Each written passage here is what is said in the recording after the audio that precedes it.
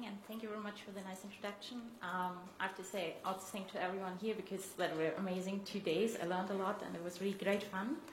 And I'm going to tell you today a story about epigenetic control of retrotransposable elements in mice, or actually in mouse embryonic development.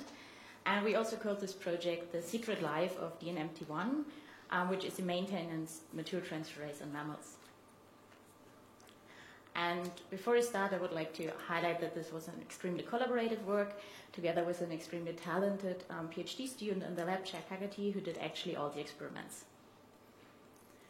And just to briefly introduce mouse embryonic development, so the mouse genome is about 3 gigabases in size. It has 22 million CpGs, and since we're talking about mammals, we only have to consider CpG DNA methylation, no other contexts.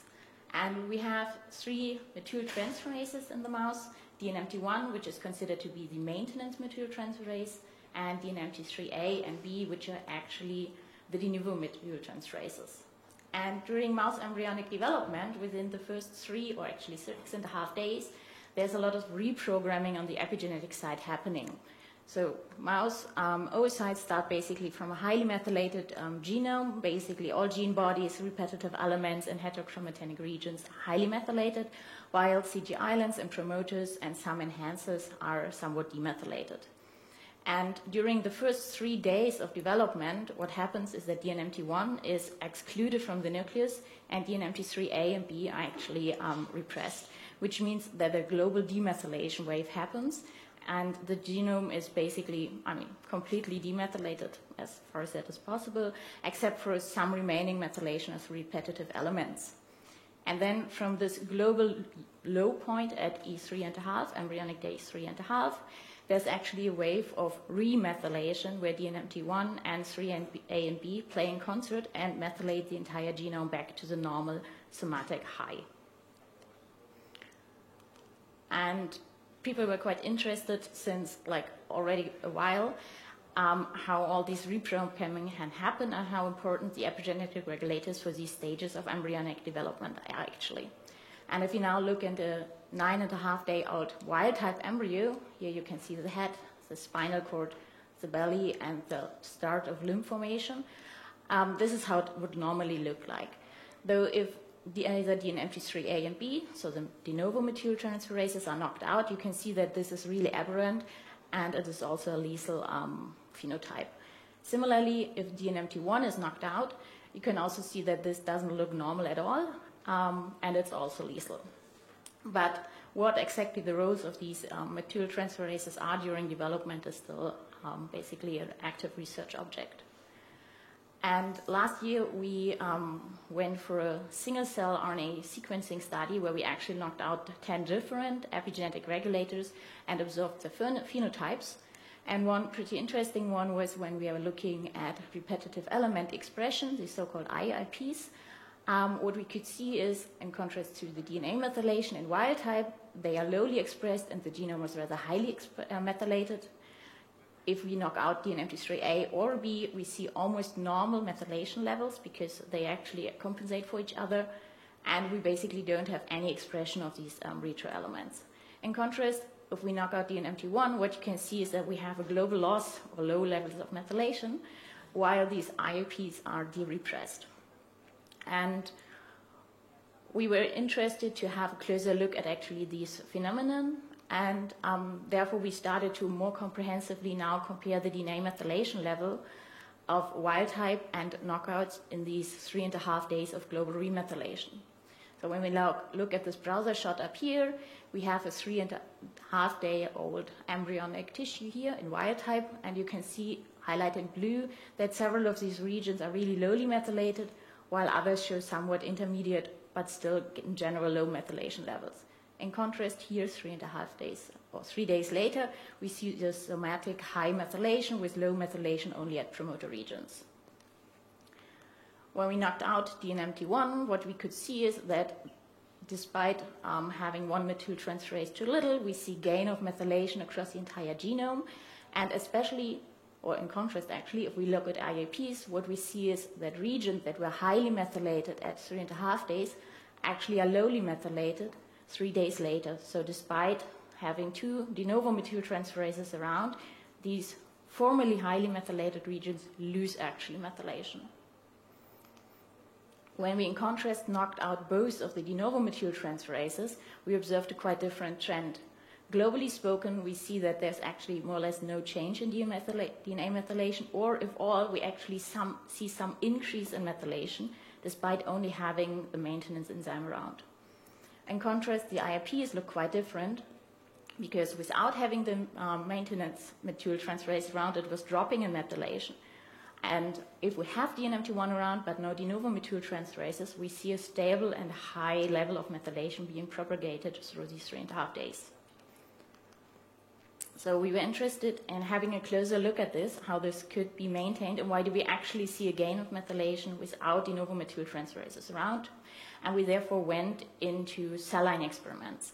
So what we did was creating a wild-type embryonic stem cell line from mouse stem cells. And in addition, we created a triple knockout line, where we knocked out DNMT3A and B, and knocked down DNMT1, meaning at that moment we did basically not have any methyltransferases around. It's a monoclonal line, meaning we really only had basically no methylation at these regions. And what you can see is that the browser tracks are really clear. We have methylation levels at some regions and at control regions basically around the level of what we expect in failure of methylation sequencing, so bisulfite conversion errors. And from this line, we now decided to have a closer look at the ability of DNMT1 to maintain or even de novo methylate the genome. And we waited for 1 passage and for 5 passages after reintroducing DNMT1, meaning we now have a double knockout line that was formerly 0 methylated and now has a methyltransferase round. And what we saw were that these little peaks, we call them at the beginning ghost peaks, started to come up, which is rather unexpected since there should not be any de novo action happening. And when we waited for 10 more or 20 more passages, we saw that these regions really strongly increased in DNA methylation, really focal and specific. And just to give this like some size measurement, this is about 7 kb in length. So although it's focal, it's quite some region. And we called DMRs, and between the TKO and the double knockout, so the one that already gained local methylation, and what we found were that we had about 2,500 differentially methylated regions, so regions that de novo gained methylation during these passages. And when we looked at these regions and asked where they are actually located, we found a strong enrichment at LTRs, so long terminal repeats. And for comparison regions, we created control regions, which were mirroring our DMRs in length as well as CpG context to avoid these having a bias on our analysis.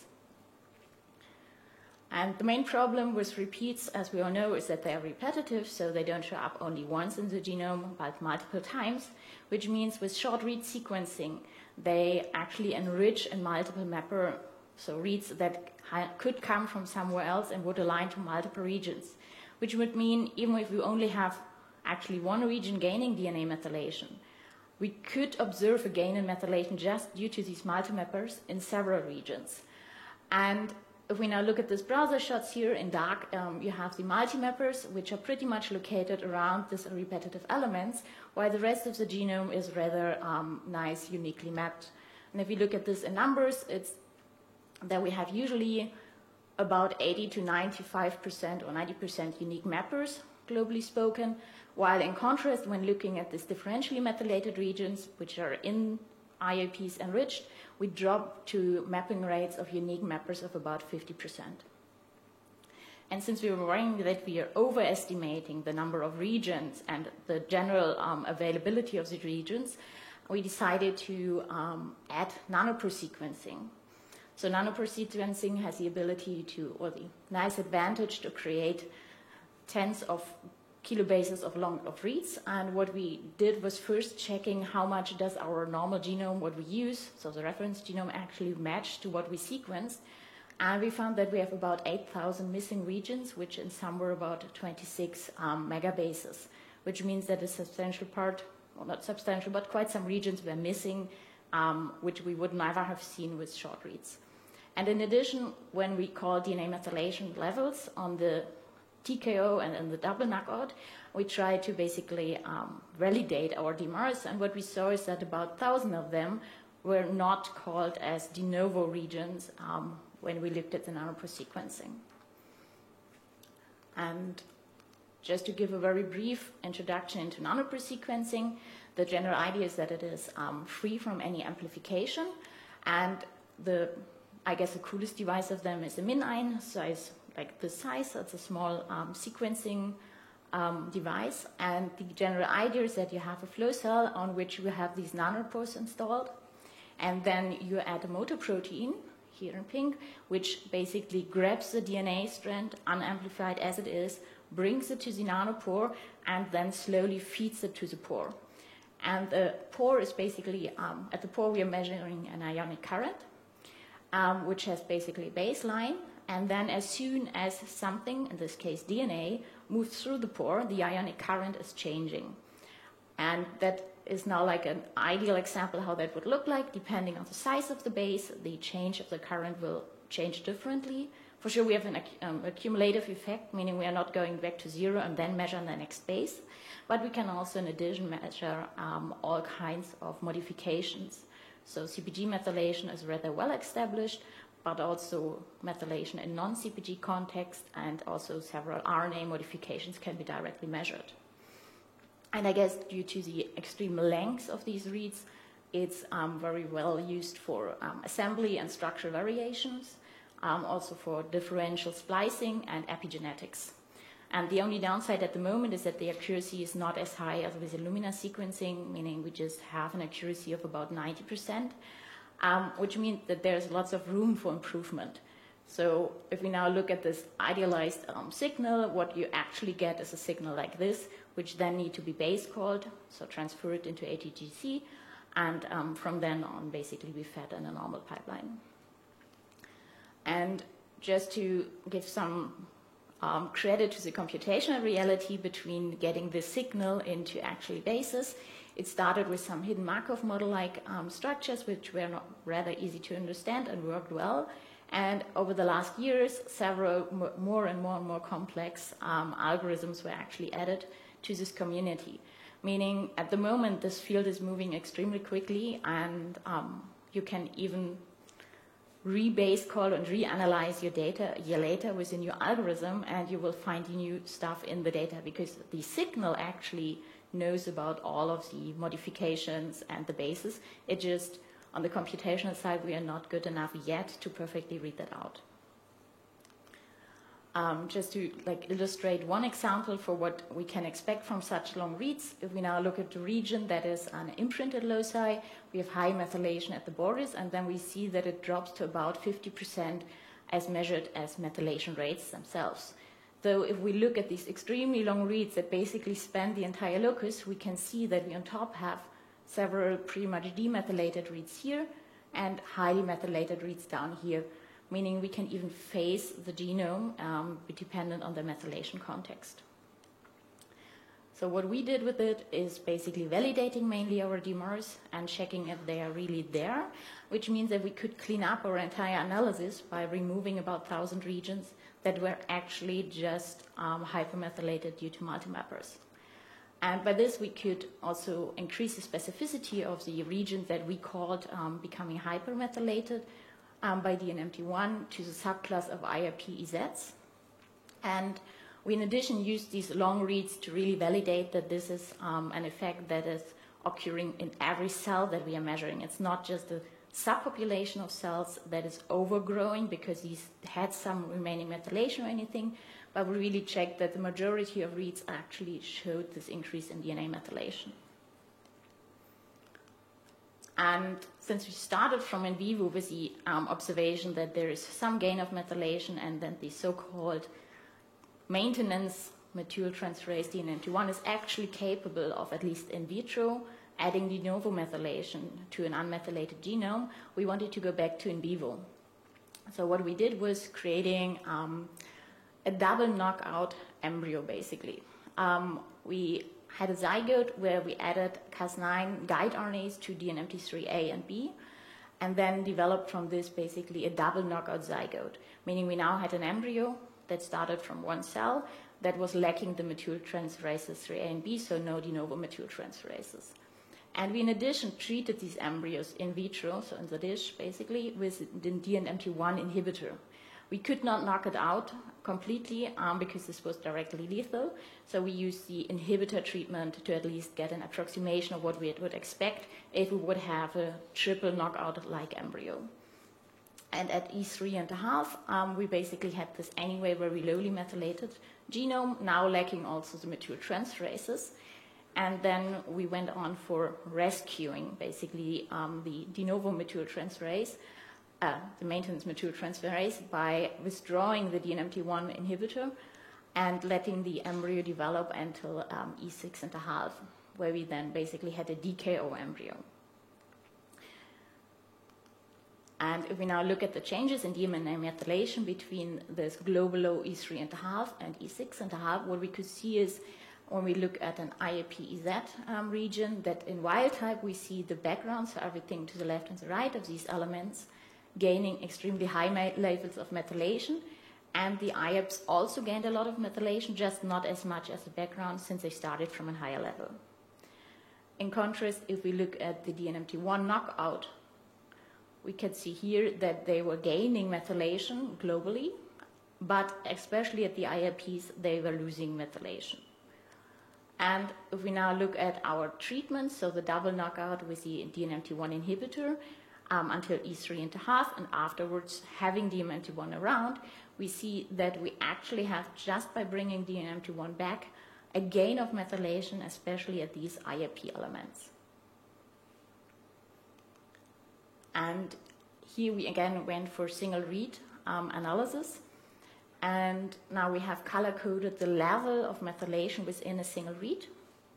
And if we now look at the wild type, we see that at E3.5, we basically were in this all-time low, meaning we had at IAPs lots of lowly methylated regions, and since it's never going to zero, some methylated regions. And 3.5 days later, we see that we have a strong increase in fully methylated reads, meaning it totally explains why we end up with a highly methylated genome at especially repeats. In contrast, the DNMT1 showed the opposite effect. So it had some remaining methylation until E3.5, but without the maintenance methyltransferase, we actually see a loss of methylation, meaning we gain lots of reads that actually were completely devoid of methylation at these regions. And now validating again our double knockout experiment with the inhibitor added. Until the point where the inhibitor was working, we had a rather low state of methylation. And as soon as only DNMT1 was brought back, we gained lots of de novo methylation, meaning we also saw several reads that were now highly methylated. And with this, I would like to quickly highlight the tool that is behind this analysis. Because what we usually do is that we sequence 300 to 400 million reads per experiment, meaning it's great to have some tool that is rather performant when looking at read level methylation. And an extremely talented computational PhD student in our lab now wrote this little tool, which is able or helping you basically with single read methylation analysis. It takes as an input BAM files as usual. We try to cover several alignment tools, so we are also happy to add several other aligners. And it's actually designed to work with WBS or whole genome, but also several enrichment or capture experiments, basically. And on single read, what we do is that we calculate 4 different statistics.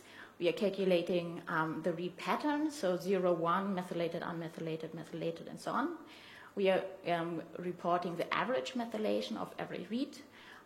We add a discordance score, meaning is a read either completely methylated or unmethylated, or is there some heterogeneity within a read?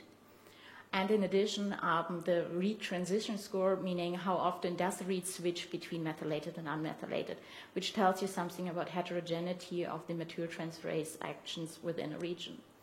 And then in addition, we are calculating several statistics.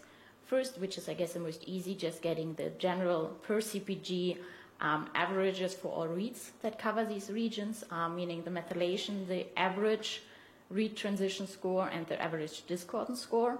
In addition, we added 2 features to basically evaluate population heterogeneity, which is the entropy and epipolymorphism, meaning it tells you how homogeneous or heterogeneous are your populations at a certain region. For example, imprints have a methylation rate of 50%, so they should, in theory, exist or come from two very homogeneously methylated reads. While in contrast, if you have subpopulations, for example, you might find a switch in methylation level versus complexity of the region. And yeah, just to basically close on the in vivo part, from these changes in methylation, we also went on checking for the IAP expression using a qPCR, and what we could see at E3.5, the wild type and the DNMT1 knockout were not yet expressing the IAPs, so the double knockout with the inhibitor, so really devoid of all methyltransferases, already showed some elevated levels of IAP expression. If we now wait for 3 days, and we see that the wild type is still not expressing these elements, but the DNMT1 knockout has extremely high levels of expression. In contrast here, the DNMT1 AB knockout and DNMT1 inhibited embryos, which were formerly expressing DNA methylation, could now repress them, which is basically, I wouldn't say that it is caused by the DNA methylation, but it's at least co-occurring the hypermethylation with the repression of these elements. Meaning we could basically now show that the so far considered maintenance methyltransferase DNMT1 is actually able in certain physiological events or during embryonic development to actually catalyze de novo methylation to suppress repetitive elements, meaning in a very critical phase of embryonic development where the first organs are built and the entire embryo forms and lays out its body plan. The genome adds a second safe fail basically by allowing DNMT1 to catalyze at these very important regions de novo methylation. And just to close basically, first time in my life with a wet lab picture with a staining. We now have here in pink the IAP expression at 2 days later, so E8.5. We have here the wild type embryo, again, head and tail, and here's some zoom in. And in the DNMT1 knockout, as you have seen before, they look quite aberrant, and it's basically pink, meaning we have IAP expression across the entire embryo. And then here over there, basically the DNMT3AB knockout with the inhibitor that was expressing IAPs at the beginning, now looking, way healthier at least than the DNMT1 complete knockout. It's not expressing any IAPs anymore. So yeah, I hope that I could convince you today that DNMT1 actually has a de novo non-canonical function, which is probably never seen in normal embryonic development or in general as in somatic tissues, just because if you start from a highly methylated genome and this little bit of additional activity is basically so small that you can't see it, except for such reasons where you either deplete the genome from methylation or have a normally physiological state basically where there is no methylation. Its activity is specifically targeted to these IAPs, which are LTR retrotransposons. And something that I haven't shown here is that we also worked on the mechanistic part. So how does DNMT1 know where to go and how does it work? And we could figure out that it is dependent on its cofactor, UHF1. And we built a flag tag line with UHF1, and therefore we are able to also go for mass spectrometry experiments where we pull down everything that is associated with this de novo machinery and could see that is enriched in regions where TRIM28 is binding, so an heterochromatin associated protein. And in addition, we saw an enrichment of H3K9 trimethylation at these regions. So we could show that basically the entire repressive machinery is actually targeted to these really crucial spots. And and finally, we had these in vivo experiments showing that this is not a cell line artifact, but actually really happening. And on this other side, just summing up basically the computational part, although I know it's less than it's going to be in the next talks. I like to really highlight nanopore sequencing as I think it's going to be more or less the future of epigenetic sequencing due to the length where we can now way better resolve repetitive regions. We have options to directly improve genome assemblies. That's what recently just happened also with the human genome, where finally centromeres and all the repeat structures were resolved. And it really allows to read out all base modifications that are directly within the DNA without any amplification step. And also that adding some read level methylation analysis to normal bulk sequencing can help to estimate the heterogeneity or hotspots of active DNA methylation turnover, and basically not ignoring that we actually have additional layers of information just within bulk sequencing. And with this, I would like to thank the entire Meissner lab, especially Alex for his supervision, and then Chuck, Christina, and Avi for helping with all the wet lab, or actually doing all the wet lab experiments, Sarah for adding this really fun tool, and Björn, who's located at the UK's in Kiel, for performing all the nanopore sequencing experiments, and you for your attention.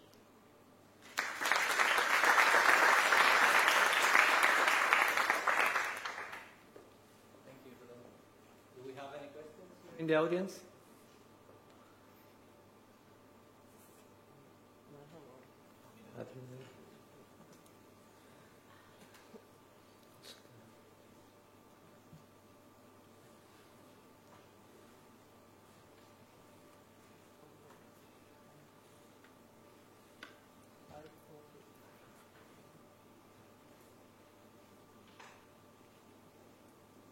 Hi.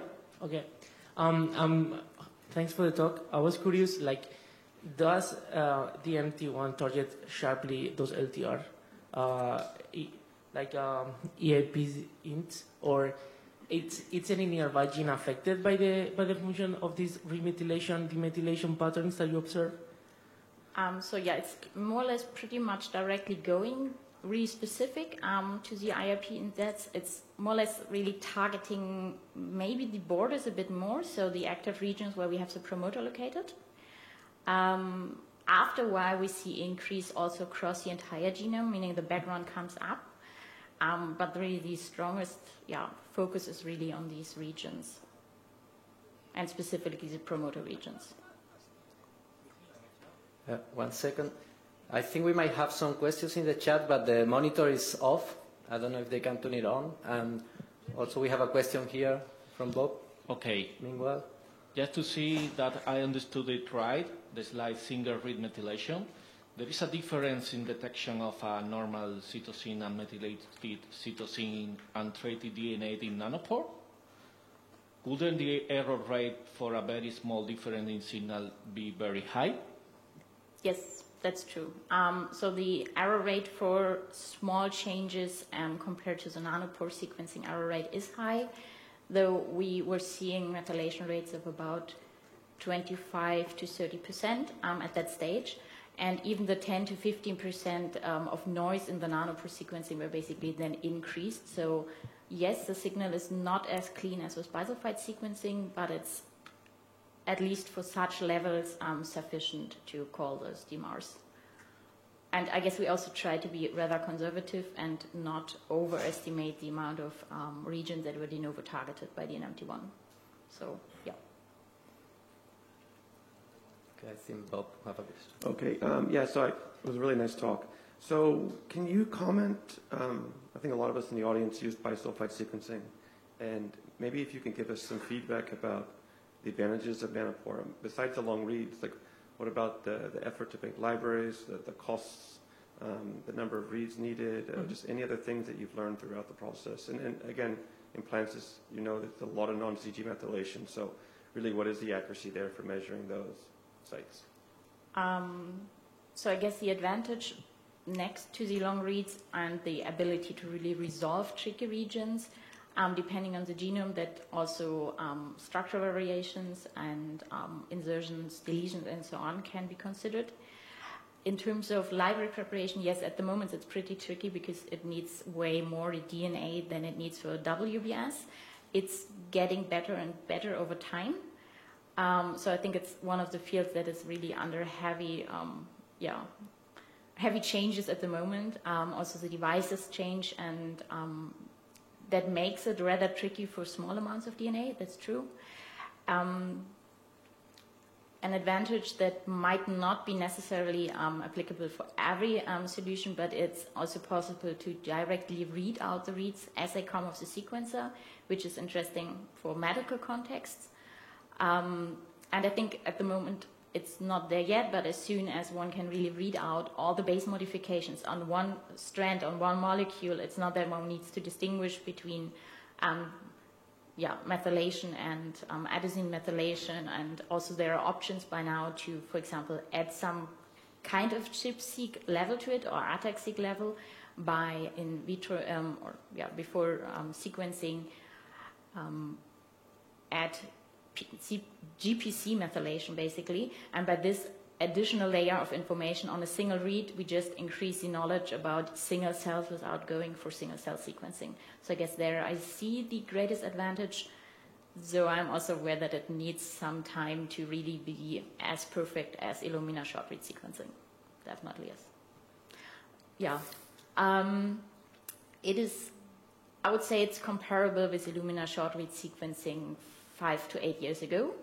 So it's more I think an advantage at the moment, which also Oxford Nanopore uses a lot, is that their smallest sequencer, the MinION, costs about €1,000, which means that the initial setup, making the device itself affordable, is a great increase. Like really helpful, especially if you say, I want to sequence in my own lab, I want to sequence directly in the field, for example, due to whatever reasons, but it's possible, and this device is small, it's cheap, it's affordable. No one needs to buy a NovaSeq for €600,000 to get started. I think we have some questions in the chat. Merit, would you like to read them out loud? Is it still possible to determine methylation with old nanopore runs, or do you have certain files saved for this? Yes. So in theory, every information should be in the signal, because the nanopores also changed over time, so also the pores become better. But even for our very old runs, which are now easy 4 years old, I guess, if we reprocess them, and sure, throughput changed and everything, but the level and the information is still there, and with newer algorithms, we still get new information. The downside is these files, yes, we save them, though they're rather large, so it's really, in terms of, at least for human and mouse, that you start playing with terabytes of data at some point. So yes, the storage is not as much fun as with short reads at the moment. Okay, do we have more questions here in the audience? No, and I guess neither in the chat. So then, thanks again to Helene. Thank you very much.